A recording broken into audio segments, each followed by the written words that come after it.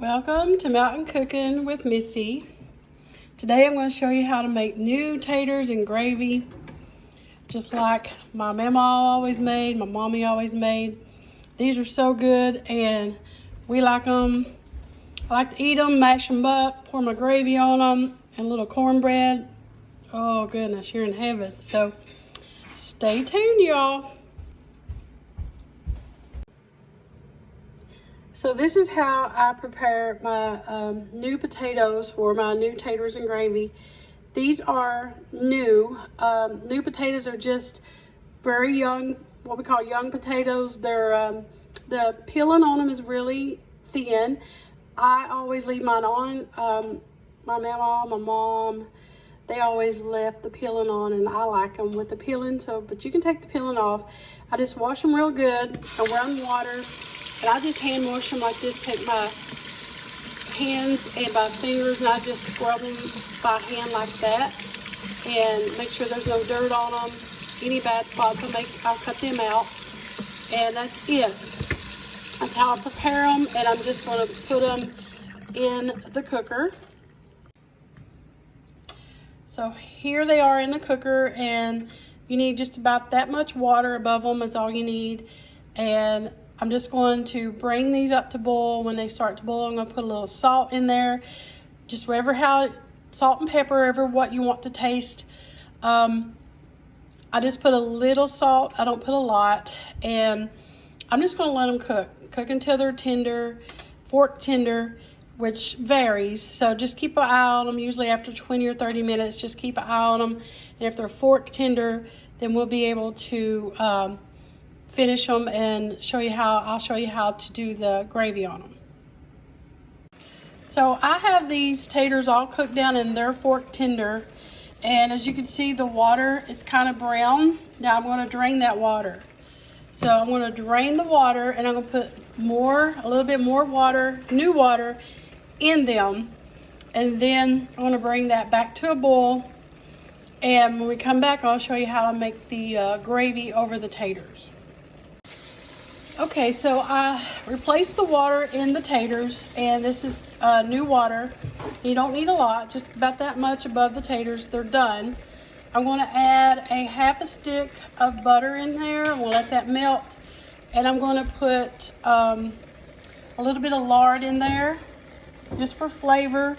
You can use bacon grease. Actually, I prefer bacon grease, but I don't have any, so I'm just going to use a little bit of lard. And that's about a tablespoon of lard for just a little bit of added flavor. Now I'm going to bring these back up to boil. I'm going to put a little salt in here. And I'm going to put a little pepper. There's my pepper. Now, I like a good amount of pepper, so to me it needs a good amount, so ever how you want. And let all that come back up to a boil. And then when it starts to boil, I'll make the gravy in them. So now I'm going to show you guys how I do the gravy for new taters and gravy. I use evaporated milk, and I just eyeball it, y'all. Never have had a recipe for this. And really, you can actually just keep adding if you need it to thicken it. You can keep adding, or that's how I always did it, just by eyeballing it. But honestly, if you just do it this way, that ain't hardly a cup of evaporated milk. That's probably about 3/4 cup of evaporated milk. This is self-rising flour. That's a heaping teaspoon, and I'm going to do about 2.5 of those. Okay. And I use the frother, this little frother thing. You can do a whisk. I do suggest doing a whisk if you don't have one of these because you don't want your gravy to be lumpy, okay? And I always use flour and milk to make my gravy sauce. I guess it's more like a sauce, but we always call new taters and gravy. Some people call it a white sauce, which is really, I think, what it actually is, but we always call it new taters and gravy. So I just stir that in like that. It makes like a, kind of like a paste. If you don't have evaporated milk, milk will do, just regular milk. And I got it good and blended where it's not lumpy. Use a whisk if you don't have, or you can stir it with a fork, just keep stirring it. So, but that's it. Now I'm going to pour it in the taters. Okay, now the taters are going at a good little rolling boil, and that's what you want. And I'm going to pour my flour milk mixture right in.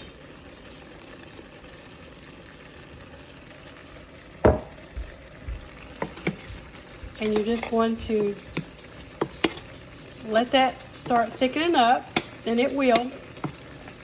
Let it come back to a boil and let it thicken up. And I'll probably add a little more pepper and stuff to it. I'm going to just look at it and see what it needs.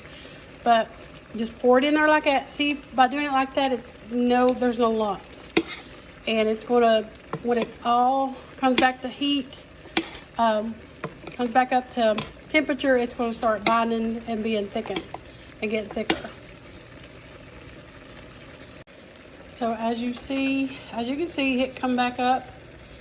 It came back up to a boil and it's thickened up. I'm going to turn the heat off. I did add some more pepper, and just at this point taste it, see if it needs any more salt and pepper. I'm going to turn off the heat. Now as these sit, they'll get thicker, okay? If you want them thicker, if you always make them and you think they're a little too thin for your liking, blend up another tablespoon of flour with just probably 2 tablespoons of milk, maybe 3. Blend up some more and add back to it. It'll thicken right up. So that's how we always did it. If it's a little too thin, you can always thicken it back and add a little more flour and milk mixture, and it will thicken up. But also, once you turn this off and it starts to cool a little bit, it'll get thicker too as it sits. But this is how I make my new taters and gravy, y'all. That's it right there. Kenzie likes to take her taters, mash them up, and pour them, crumble her cornbread up over them. They're really, really hot. And so she got her taters and her gravy in there with her cornbread. And she's chowing down. She's got her some fried corn and tomatoes. We like tomatoes in our fried corn. She's in heaven. I made her some heifer and her green beans. I just can't. This is how we do our taters and gravy. Just cornbread, mashed taters up, pour gravy over it and cornbread, and go to town. And a little bit of pepper. A little bit of pepper. They're good.